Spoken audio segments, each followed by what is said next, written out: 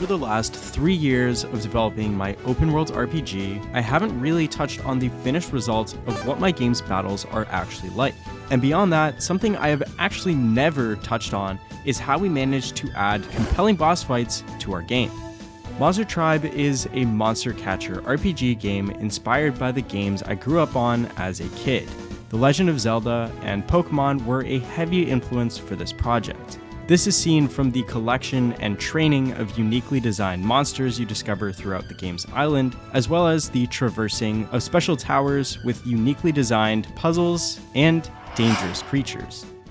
Well, first things first, what does the combat of Monster Tribe look like these days? I haven't actually covered a battling devlog since December 15th, 2020. Now, in that devlog, I had gone over a few designs I had come up with for the battle system from a top-down perspective, all the way to a disorienting 2.5D point of view. But what happened from there? Well, I felt like this battlefield structure, while being unique, did not do visibility of the battle's information any favors at all. Larger monster designs were blocking information on the tiles further away from the camera, and something just felt off about this entirely separate perspective from the main game's aesthetic.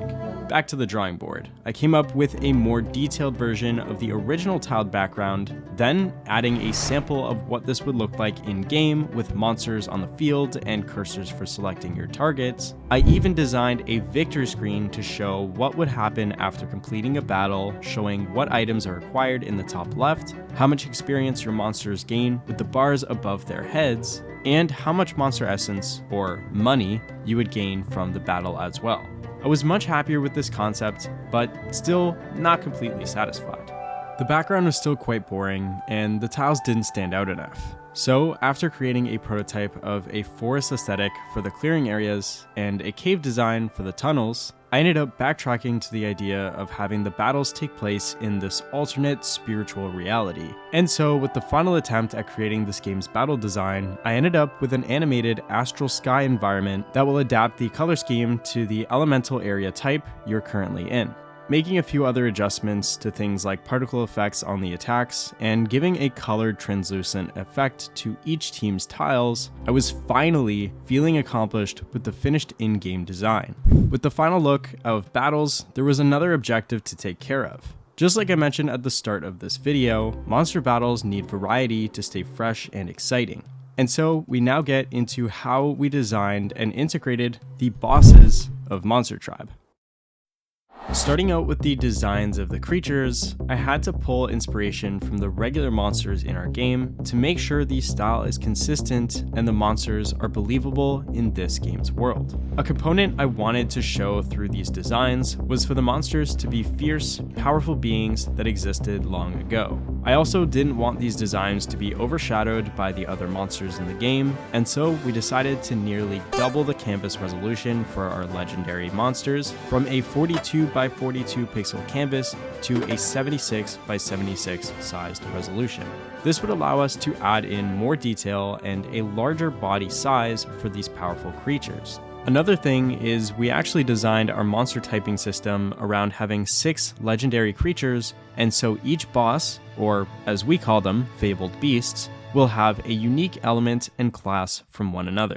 This then creates a completely new theming for each zone and monster. For example, our Air Sorcery Fabled Beast has a completely separate aesthetic, storyline, and environmental design from our Nature Guardian monster.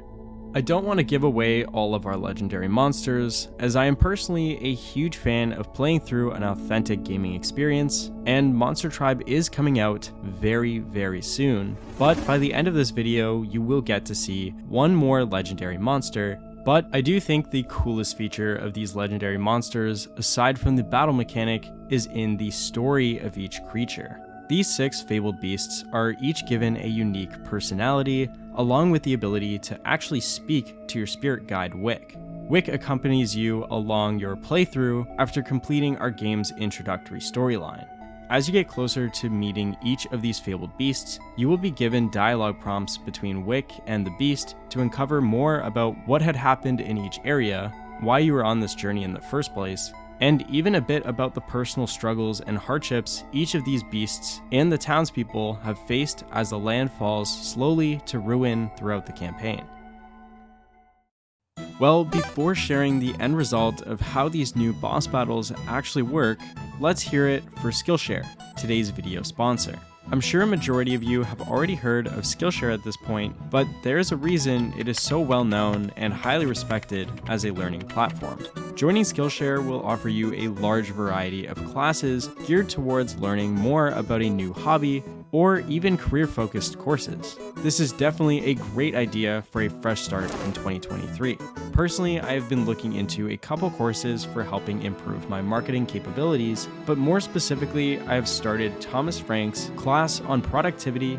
And for my game developers watching this, a little secret I'll let you in on is I'm actually starting development in Godot, of course, starting with a class on Skillshare, which I would love to eventually use for my future professional titles after I release Monster Tribe.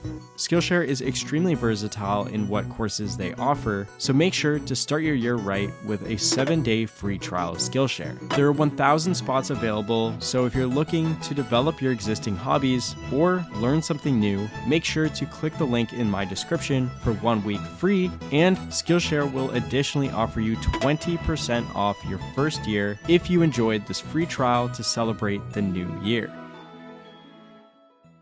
Okay, so the final piece of the boss development cycle.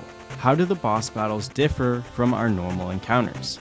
Well, after trying to find the perfect balance between strategy and unique mechanics, we ended up creating this special tile for the Fabled Beasts, where they will only be given one spot on the entire battlefield. In any other given battle, you will fight in a 2x3 grid for each team, where you can move around your units and create different openings to avoid enemy attacks. However, in the boss battles, we have geared the importance of taking the beast down as a top priority. Raw strength and powerful moves will help, but understanding the positioning of your own monsters to prevent area damage and debuffing your opponent is also a very important tactic to take on these encounters. The final thing we added to our boss fights is actually an even stronger weather condition that will persist for the entirety of the boss fight.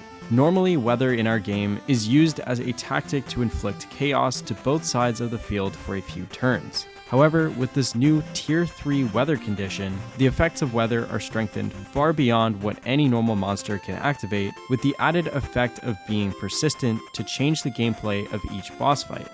As I said earlier in this devlog, we know you have all been waiting a very long time to play this game, but we are finally nearing the end of its pre-launch development and will be announcing an official release date extremely soon. I'm super excited to get you all in on the action, but the wait is very close to being over. Thank you so much for everyone's continued support, and I'll see you again very soon for another exciting devlog.